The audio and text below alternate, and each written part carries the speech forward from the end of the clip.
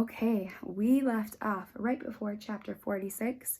Zero and Stanley had just found the treasure chest that was really a suitcase in the hole that had the gold lipstick container.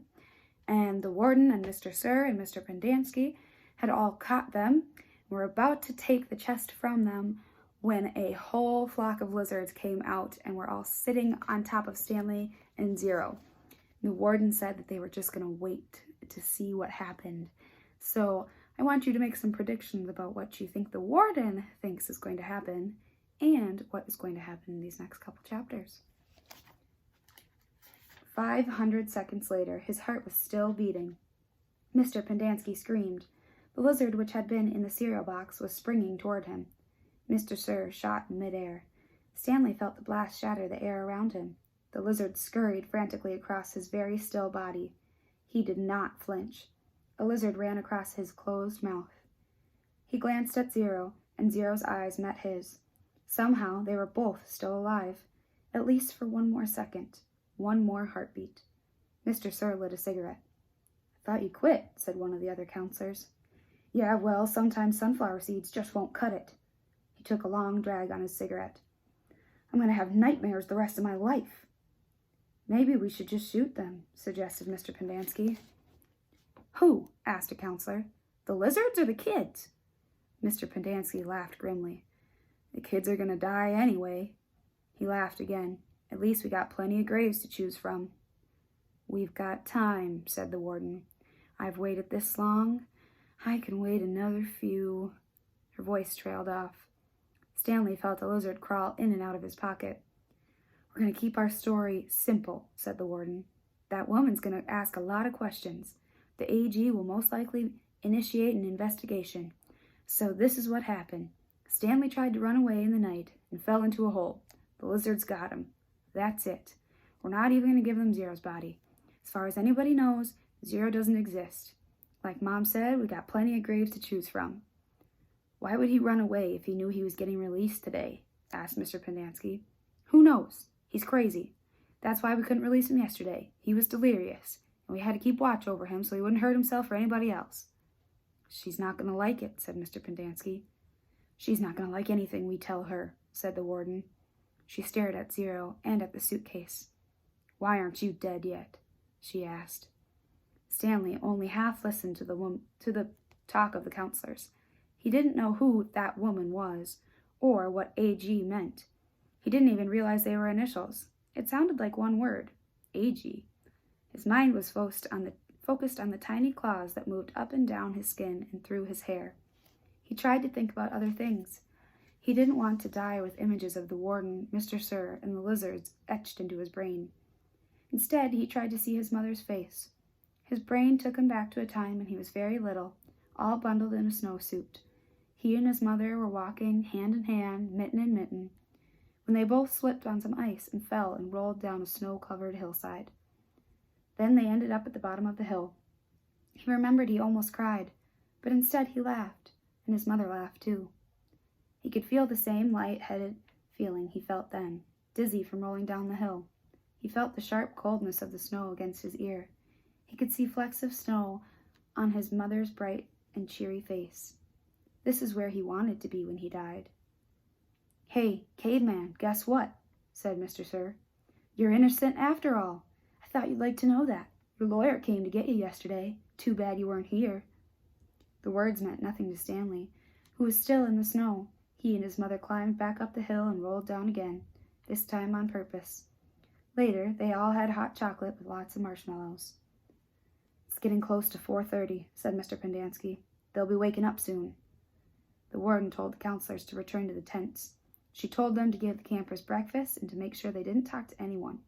As long as they did as they were told, they wouldn't have to dig any more holes. If they talked, they would be severely punished. "How should we say they'll be punished?" one of the counselors asked. "Let them use their imaginations," said the warden. Stanley watched the counselors return to the tents, leaving only the warden and Mr. Sir behind. He knew the warden didn't care whether the campers dug any more holes or not. She'd found what she'd been looking for. He glanced at Zero. A lizard was perched on his shoulder. Zero remained perfectly still except for his right hand, which slowly formed a fist. Then he raised his thumb, giving Stanley the thumbs-up sign. Stanley thought back to what Mr. Sir had said earlier, and the bits of conversation he'd overheard. He tried to make sense out of it all. Mr. Sir had said something about a lawyer, but Stanley knew his parents couldn't afford a lawyer. His legs were sore from remaining rigid for so long. Standing still was more strenuous than walking. He slowly lowered himself to lean against the side of the hole. The lizards didn't seem to mind. Chapter 47. The sun was up, and Stanley's heart was still beating. There were 8 lizards in the hole with him. Each one had exactly 11 yellow spots. The warden had dark circles under her eyes from lack of sleep, and lines across her forehead and face which seemed exaggerated in the stark morning light. Her skin looked blotchy. "Satan," said Zero. Stanley looked at him, unsure if Zero had even spoken or if he'd just imagined it. "Why don't you go see if you can take the suitcase from Zero?" the warden suggested. "Yeah, right," said Mr. Sir. "Well, the lizards obviously aren't hungry," said the warden. "Then you go get the suitcase," said Mr. Sir. They waited. "Satan-ly," said Zero. Sometime later, Stanley saw a tarantula crawl across the dirt, not too far from his hole. He had never seen a tarantula before, but there was no doubt that that's what it was. He was momentarily fascinated by it, as its big, hairy body moved slowly and steadily along. "Look, a tarantula," said Mr. Sir, also fascinated. "Never seen one," said the warden, "except in—" Stanley suddenly felt a sharp sting on the side of his neck. The lizard hadn't bitten him, however. It was merely pushing off. It leapt off of Stanley's neck and pounced on the tarantula. The last Stanley saw of it was one hairy leg sticking out of the lizard's mouth. "Not hungry," said Mr. Sir. Stanley tried to return to the snow, but it was getting harder when the sun was up. As the sun rose, the lizards moved lower into the hole, keeping mainly in the shade. They were no longer on his head and his shoulders, but had moved down to his stomach, his legs, and his feet. He couldn't see any lizards on Zero, but believed that there were 2, between Zero's knees, shaded from the sun. "How are you doing?" Stanley asked quietly. He didn't whisper, but his voice was dry and raspy. "My legs are numb," said Zero. "I'm going to try to climb out of the hole," Stanley said. As he tried to pull himself up, using just his arms, he felt a claw dig into his ankle. He gently eased himself back down. "Is your last name your first name spelled backwards?" Zero asked. Stanley stared at him in amazement. Had he been working on that all night? He heard the sound of the approaching cars. Mr. Sir and the warden heard it as well. "Oh, you think it's them?" asked the warden. "Well, it ain't Girl Scouts selling cookies," said Mr. Sir. They heard the cars come to a stop, and the doors open and shut. A little while later, he saw Mr. Pendanski and 2 strangers coming across the lake. One was a tall man in a business suit and a cowboy hat. The other was a short woman holding a briefcase, and the woman had to take 3 steps for every 2 taken by the man.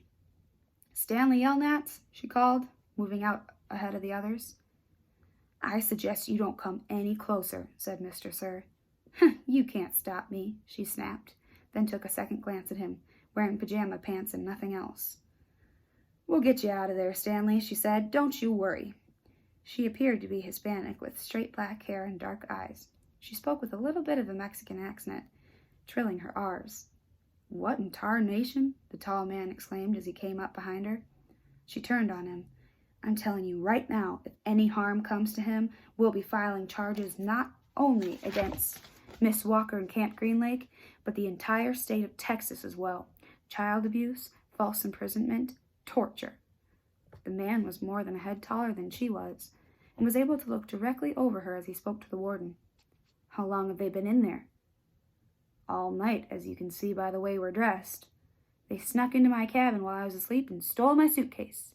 I chased after them, and they ran out here and fell into the lizard's nest. I don't know what they were thinking." "That's not true," Stanley said.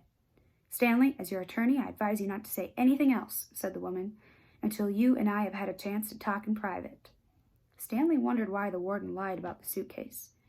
He wondered who it legally belonged to. It was one thing he wanted to ask his lawyer, if she really was his lawyer. It's a miracle they're still alive, said the tall man. Yes, it is, the warden agreed, with just a trace of disappointment in her voice. And they better come out of this alive, Stanley's lawyer warned. This wouldn't have happened if you would have released him to me yesterday. Oh, it wouldn't have happened if he wasn't a thief, said the warden. I told him he'd be set free today, and I guess he decided he'd try to take some of my valuables with him. He's been delirious for the last week. Why didn't you release him when she came to you yesterday? The tall man asked.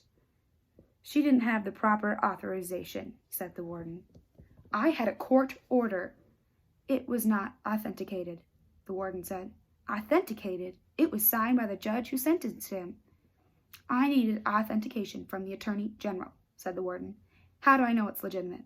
The boys in my custody have proven themselves dangerous to society. I am supposed to hand them to anyone just because of a piece of paper? Yes, said the woman, if it's a court order. Stanley has been hospitalized for the last few days, the warden explained. He's been suffering from hallucinations and delirium, ranting and raving. He was in no condition to leave. The fact that he was trying to steal from me on the day before his release proves. Stanley tried to climb out of his hole, using mostly his arms so to not disturb the lizards too much. As he pulled himself upward, the lizards moved downward, keeping out of the sun's direct rays. He swung his legs up and over, and the last of the lizards hopped off. Thank God! Exclaimed the warden. She stared toward him, then stopped.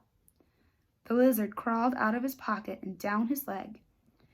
Stanley was overcome by a rush of dizziness and almost fell over. He steadied himself, then reached down to hold Zero's arm and helped him slowly to his feet. Zero still held the suitcase.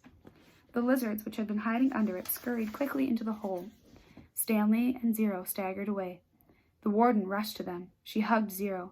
Oh, thank God you're alive, she said as she tried to take the suitcase from him. He jerked it free. It belongs to Stanley, he said. Don't cause any more trouble, the warden warned. You stole it from my cabin, and you've been caught red-handed. If I press charges, Stanley might have to return to prison. Now, I'm willing, in view of all the circumstances, to... It's got his name on it, said Zero. Stanley's lawyer pushed past the tall man to have a look. See, Zero showed her. Stanley Yelnats. Stanley looked too. There, in big black letters, was Stanley Yelnats. The tall man looked over the heads of the others at the name of the suitcase. You say he stole it from your cabin? The warden stared in disbelief. That's him. It's him. She couldn't even say the word impossible. And we will start up again on chapter 48 and finish the rest of Holes in the next video. Until then, I want you to make some predictions about how Stanley's name got onto that suitcase.